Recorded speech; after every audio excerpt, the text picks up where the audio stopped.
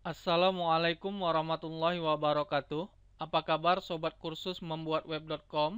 Jumpa lagi dengan saya Muhammad Falah. Baiklah, kita akan melanjutkan video pembelajaran kita tentang PHP versi 7. Pada video tutorial yang lalu, kita telah belajar beberapa tipe data, di antaranya adalah tipe data boolean, null, dan string. Nah, pada video tutorial kali ini kita akan belajar tentang tipe data namanya integer. Baiklah, kita buka pada Notepad++. Apa itu tipe data integer? Tipe data integer adalah tipe data yang berupa angka atau bilangan bulat, baik itu positif maupun dia negatif. Tipe data integer dalam PHP dapat ditulis dalam bentuk desimal, heksadesimal, oktal, dan biner. Oke, di sini saya akan mencontohkan di mana kita membuat satu bilangan desimal. Nah, kalau kita lihat pada web browser, kita jalankan XAMPP-nya dulu. Nah, lalu kita akses pada webku.com, lalu kita jalankan file integer.php. Nah, pada web browser akan terlihat bilangan desimal 1, 2, 3, 4. Nah, ini disebut bilangan desimal yang positif. Nah, kalau positif, maka tidak perlu ada tanda positifnya. Lalu saya akan mencontohkan bilangan desimal yang negatif. Nah, kalau kita lihat di web browser, nah maka ada tanda negatif di depan sebelum angka 1. Ya, seperti itu namanya bilangan desimal negatif. Nah, untuk memahami tentang bilangan desimal, Anda bisa melihat pada website ini. Apa itu sistem bilangan desimal? Anda bisa pelajari sendiri.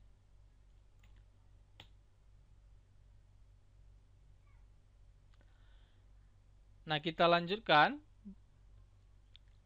Tadi saya bilang tipe data integer itu bisa ditulis dalam bentuk desimal, bisa juga dalam bentuk heksadesimal, oktal, dan biner. Nah, contohnya kita akan membuat yang dalam bentuk oktal. Nah, ketika kita tuliskan seperti ini, 0123, maka nanti keluarnya akan menjadi 83 desimal. Dia akan dikonversi menjadi bilangan desimal pada web browsernya. Nah, seperti ini. Maka yang muncul adalah 83. Nah, kita bisa juga membuat bilangan heksadesimal seperti ini. Misalnya 0 kali 1A. Nah, nanti yang keluar itu adalah 26 desimal. Nah, seperti ini. Atau kita bisa juga membuat menggunakan bilangan biner. 0, B, 1, 1, 1, dan seterusnya akan menghasilkan bilangan desimal menjadi 255 desimal. Nah, kalau kita lihat nanti di browser, nah akan yang keluar adalah 255 desimal. Nah, seperti itu. Untuk memahami tentang mengkonversi satu bilangan ke bilangan lain, nah Anda bisa melihatnya di website ini. Di sini dijelaskan cara mengkonversi antara bilangan biner ke bilangan desimal, bilangan heksa, dan sebagainya. Nah, Anda bisa pelajari sendiri.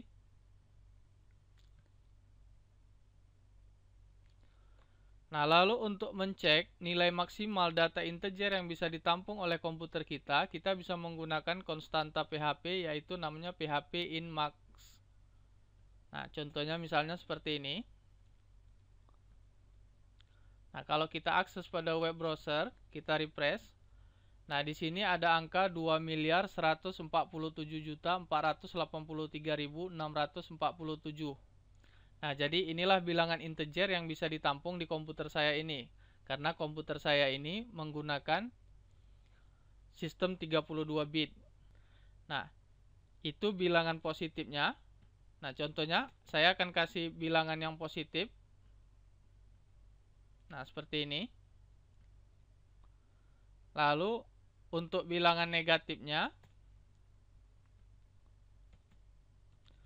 2.147.483.647. Nah, kalau kita jalankan di web browser, oke, kita gunakan fungsi vardam, kita jalankan di web browser. Nah, ini integer. datanya integer, tipe datanya integer, nilainya minus 2 miliar. Nah, tadi maksimal komputer saya ini bisa menampung data itu 2 miliar seperti ini. Nah, sampai 647. Nah, ketika saya tambah menjadi 648, saya tambahkan satu angka, maka bilangan ini dengan sendirinya nanti akan dikonversi menjadi bilangan float. Nah, akan menjadi tipe data float. Nah, itu karena saya menggunakan komputer sistem 32 bit. Nah, pada PHP 7 itu support sistem 64 bit. Nah, ketika kita menggunakan komputer yang sistem 64 bit, maka angka yang diterima itu bisa sampai dengan hitungan kuadrilion atau tirta atau 10 pangkat 18. Nah, lebih dari situ, lebih dari pangkat 18, misalnya di sini 807 ditambahkan satu huruf jadi 808, maka nanti akan dikonversi menjadi float, tipe data float. Nah, seperti itu dia. Nah, pada contoh yang ini tidak bisa kita jalankan karena komputer saya 32 bit. Anda bisa jalankan ketika Anda menggunakan komputer yang sistem 64 bit. Nah, lalu apabila ada pembagian bilangan bulat yang menghasilkan bilangan pecahan, nah bilangan integer yang menghasilkan float, nah maka tipe datanya akan dirubah menjadi float. Contohnya misalnya seperti ini. Nah, di sini bilangannya adalah 25. Ini integer, 7 adalah integer. 25 dibagi 7, maka hasilnya nanti menjadi 3,5 sekian. Nah, ini sudah menjadi bilangan pecahan. Nah, kalau kita refresh di web browsernya, nah maka sekarang datanya akan menjadi, tipe datanya menjadi float. Nah, seperti itu dia. Agar dia kembali menjadi integer, kita bisa merubah, mengkonversinya menjadi integer dengan menggunakan cara seperti ini.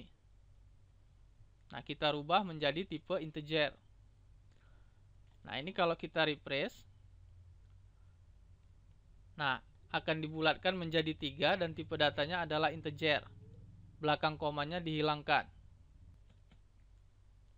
Nah, sekarang saya mau membuat satu variabel, nilainya itu 4. Saya mau cek, kalau saya masukkan angka 4, itu tipe datanya apa? Nah, kalau kita refresh seperti ini, tipe datanya adalah integer, nilainya adalah 4. Nah, contoh tadi, bilangan integer yang dibagi dengan bilangan integer juga, tapi menghasilkan bilangan pecahan. Nah, kalau kita gunakan fungsi cell, maka nanti ini akan dibulatkan menjadi hasilnya adalah 4. Nah, kalau kita refresh, nah angka yang keluar di sini adalah angka 4. Nah, tadi angka 4 yang di atas ini, itu tipe datanya adalah integer. Nah, sekarang kalau saya cek seperti ini, kita akan lihat, nah 4 di sini bukan dianggap sebagai integer, tetapi dia adalah float. Nah, kenapa dia menjadi 4? Karena kita menggunakan fungsi cell tadi, membulatkan ke atas. Jadi dibulatkan menjadi 4 karena udah 3,5 ke atas. Maka dibulatkan menjadi 4. Tetapi angka 4 itu bukan dia tipe data integer. Dia dikonversi menjadi tipe data float. Nah, begitu juga ketika kita menggunakan tipe data namanya round. Maksud saya ketika kita menggunakan fungsi round. Oke, ketika kita menggunakan fungsi round, nah di sini akan dihasilkan angka 4. Nah, kalau kita cek tipe datanya dan nilainya, nah di sini 4. Tipe datanya bukan integer, tetapi adalah float. Nah, lalu apa perbedaan antara round dan cell? Nah, di sini hasilnya sama. Nah, perbedaan antara round dan cell ini, fungsi ini adalah seperti ini. Pada fungsi cell, nah kita tidak bisa mengambil angka yang berada di belakang koma. Nah, tapi pada fungsi round, nah di sini tadi angka desimalnya 3,571 sekian. Nah, kalau di sini kita kasih tanda koma, lalu kita kasih angka 5, maka di sini diambil 5 angka dari belakang koma. Nah, maka seharusnya nanti kalau kita keluarkan ininya, hasilnya, nah, diambil 5 angka di belakang koma. Nah, 143. Di sini tadi 142. Nah, 142 ini dibulatkan. Dia menjadi 3. Seperti itu. Nah, itulah perbedaan antara fungsi cell dan fungsi round. Lalu, selain itu ada juga fungsi namanya floor. Nah, floor ini membulatkan, tetapi dia membulatkan ke bawah. Nah, kalau kita refresh, yang keluar bukan 4, tetapi adalah 3. Dan tipe datanya bukan integer, tetapi adalah float. Nah, begitulah PHP mengkonversi satu tipe data ke tipe data lain. Nah, kita bisa juga menggunakan fungsi-fungsi lain seperti yang saya ajarkan pada video tutorial sebelumnya pada tipe data yang lain. Nah, di sini kita bisa menggunakan fungsi getType, isSet, empty, isNull, isString, isNumeric, isInteger, isInt, isLong, isFloat, isDouble, isReal, isBool. Nah, kalau kita jalankan seperti ini. Nah, kalau kita lihat, kalau ditanya tipe datanya, maka jawabnya adalah integer. Nah, nilainya adalah 1, 2, 3. Nah, apakah di set? Ketika kita menggunakan fungsi isset, nah maka jawabnya adalah ya. Ditanya kosong, tidak. Ditanya 0, tidak ada, tidak. Lalu numerik, nah numerik ini termasuk integer. Nah, maka jawabnya adalah iya. Ketika ditanya integer, iya integer. In itu adalah dari integer juga. Maka jawabnya adalah iya. Nah, ketika ditanya apakah long, is long, maka jawabannya adalah iya. Nah, ketika ditanya float tidak, double tidak, real tidak, bool tidak. Nah, jadi float, double, real itu sama. Sebenarnya float. Nah, ditanya array tidak, objek tidak, resource tidak. Nah, scalar iya. Nah, tipe scalar itu adalah salah satunya diantaranya adalah tipe integer. Nah, lalu pada tipe data integer, kita bisa melakukan operasi matematis sederhana. Nah, kita bisa menggunakan beberapa operator aritmatika. Contoh operator aritmatika itu adalah tambah, kurang, kali, bagi, modulus. Modulus itu adalah sisa hasil antara A dibagi dengan B. Nah, lalu pangkat. Nah, saya akan buat contoh sederhana seperti ini. Kita buat satu variabel. Oke, ini kita tutup dulu.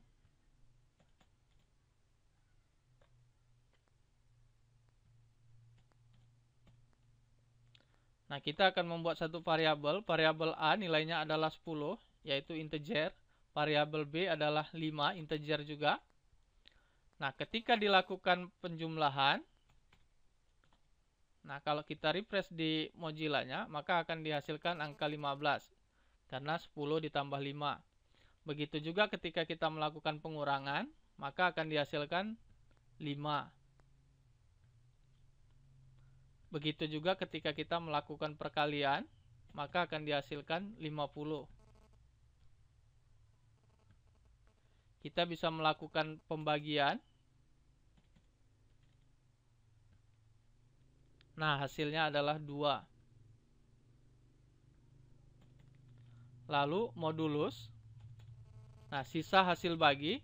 Nah, di sini tidak ada sisa hasil baginya, harusnya hasilnya adalah 0. Nah, lalu perpangkatan 10 pangkat 5 artinya ya 100.000. Ditambahi nolnya 5. Nah, ketika kita melakukan satu contoh seperti ini, penjumlahan seperti ini, kita buat satu variabel C di mana nilainya adalah 10 dikurang 5 dikali 4. Nah, seharusnya nilainya adalah 10 dikurang 5 itu nilainya 5 dikali 4 harusnya 20. Nah, ketika saya jalankan di browser, nah di sini nilainya tidak sama seperti yang kita maksudkan. Nilainya adalah minus 10. Nah, pada video tutorial yang lalu kita telah belajar tentang operator preseden, tingkatan operator. Nah, di mana di sini operator kali itu lebih tinggi tingkatnya dibanding dengan kurang. Oleh sebab itu, maka PHP akan mengerjakan bagian 5 kali 4 dulu. Lalu setelah didapat hasilnya 5 kali 4, 20. 10 dikurang 20 sama dengan, maka hasilnya adalah menjadi ya minus 10. Jadi hasilnya tidak menjadi 20, tetapi hasilnya menjadi minus 10. Nah, hal ini terjadi karena pada PHP yang dikerjakan itu 5 dikali 4 dulu. Kalau Anda mengikuti video tutorial saya yang lalu, nah di sana Anda bisa paham apa itu operator preseden. Nah, selanjutnya pada tipe data integer, kita bisa melakukan yang namanya operator increment dan decrement. Nah, apa itu operator increment dan decrement? Yaitu penambahan dan pengurangan. Nah, contohnya seperti ini. Yang dimaksud dengan pre apabila tanda tambah itu dilakukan sebelum variabel. Nah, ini disebut dengan pre-increment. Nah, lalu post-increment, tanda tambah itu dilakukan setelah variabel. Nah, kalau pre-decrement, pengurangan itu dilakukan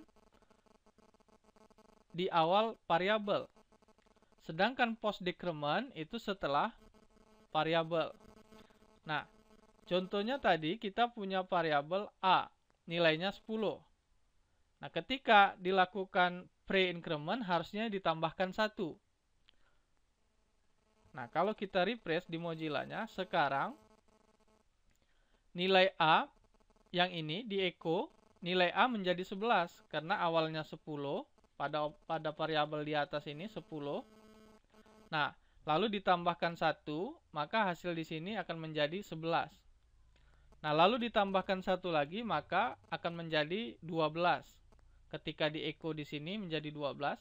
Lalu 12 dikurang 1 ketika di echo di sini menjadi 11. 11 dikurang 1 lagi, maka ketika di echo di bawahnya akan menjadi 10. Nah, sekarang saya balik postnya di sini sebelum pre. Nah, lalu yang ini juga.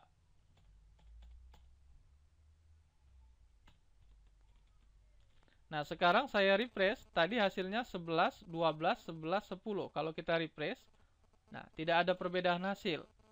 Jadi nilainya itu adalah 11, karena 10 ditambah 1, di sini menjadi 11. 11 ditambah 1 jadi 12 di sini. 12 dikurang 1 jadi 11 di sini. 11 dikurang 1 jadi 10 di sini. Nah, lalu apa perbedaan antara post dan pre? Nah, saya akan buat satu contoh seperti ini untuk membuat pemahaman.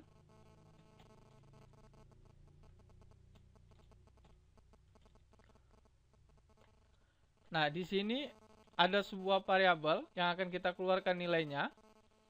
A dikali B. Nah, berarti A dikali B, A-nya 10, dikali B itu adalah 5, 50, dibagi 50, maka hasilnya adalah 1. Lalu dikurang dengan 5, maka hasilnya di sini harusnya adalah minus 4. Kita jalankan di web browser. Nah, hasilnya adalah minus 4. Nah, seperti itu. Lalu ketika kita tanya berapa B sekarang, variabel B. Nah, variabel B di atas adalah 5. Sekarang kita echo berapa hasilnya. Ya, hasilnya masih 5. Nah, ketika saya tambahkan di sini post increment, nah saya tambah seperti ini. Nah, lalu saya refresh. Nah, pada hasil di sini hasilnya tetap 4. Tetapi pada hasil di sini dia menjadi 6. Nah, itu saya menggunakan post increment. Nah, ketika saya menggunakan pre increment, saya lakukan penambahan di sini di awal. Nah, sekarang kita lihat apa yang terjadi. Kita refresh. Nah, sekarang nilai menjadi minus 5. Nah, sedangkan di sini hasilnya tetap menjadi 6. Nah, disitulah perbedaan antara post dan pre. Kalau dia post, maka tidak dilakukan dulu penambahan.